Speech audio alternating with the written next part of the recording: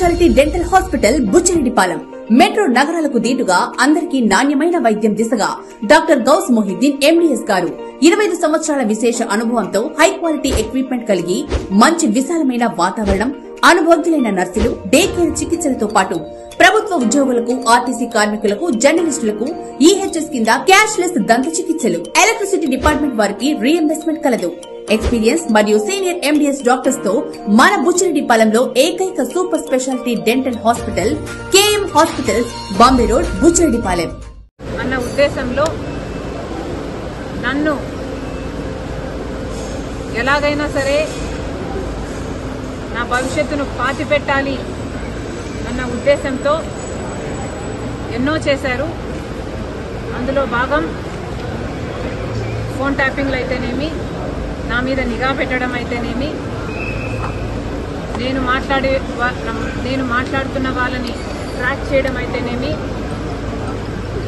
నాకు రాజకీయంగా బలమయ్యే వాళ్ళని లేక నాకు సపోర్ట్ చేసే వాళ్ళని బెదిరించడం అయితేనేమి, ఇలాంటివి ఎన్నో చేశారు. అందులో భాగంగానే ఈ ఫోన్ ట్యాపింగ్ కూడా చేశారు. జగన్మోహన్ రెడ్డి గారు నా మీద చేసిన అత్యాచారాలలో ఫోన్ ట్యాపింగ్ అనేది చాలా చిన్నది. అసలు నేను ఊపిరి తీసుకోవడమే కష్టం చేశారు జగన్మోహన్ రెడ్డి గారు. కనుక ఆ రోజుల్లో నేను తెలంగాణలో పొలిటికల్ అరీనాలో ఉన్న కేసీఆర్కి వ్యతిరేకంగా పోరాటం చేస్తున్న జగన్మోహన్ రెడ్డి గారికి ఏ సంబంధం లేనప్పటికీ నన్ను తొక్కేయాలి అనే గట్టి ప్రయత్నం చేస్తున్నాడు.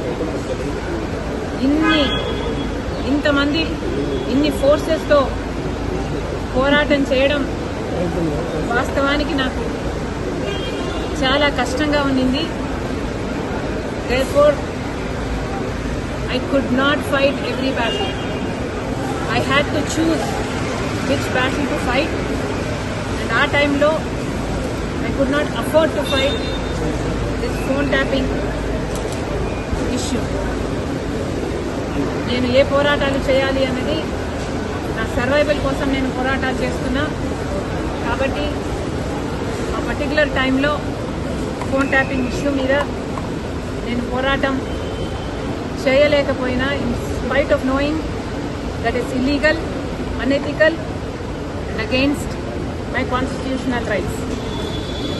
కానీ ఇప్పుడు నేను చెప్తున్నాను, ఫోన్ ట్యాపింగ్ జరిగిన మాట వాస్తవం, ముమ్మాటికి నిజం. ఈ కాన్వర్సేషను సుబ్బారెడ్డి గారు వైసీపీ నాకు సొంతంగా వినిపించింది. ఇది నిజం. కాబట్టి ఇప్పటికైనా నేను అప్పుడు చేయలేని పోరాటం, ఇప్పుడు ప్రభుత్వాలు మారాయి, ఇక్కడ రేవంత్ అన్నగారు ఉన్నారు, అక్కడ చంద్రబాబు గారు ఉన్నారు. కనీసం ఇప్పుడైనా ఈ ఇష్యూను చాలా సీరియస్గా తీసుకోవాలి. ఎక్కడ ఏ ఎంక్వైరీకి రమ్మన్నా నేను కూడా రావడానికి సిద్ధంగా ఉన్నాను. తప్పు జరిగింది, ఆ తప్పుకు శిక్ష కూడా పడాల్సిన అవసరం ఉంది.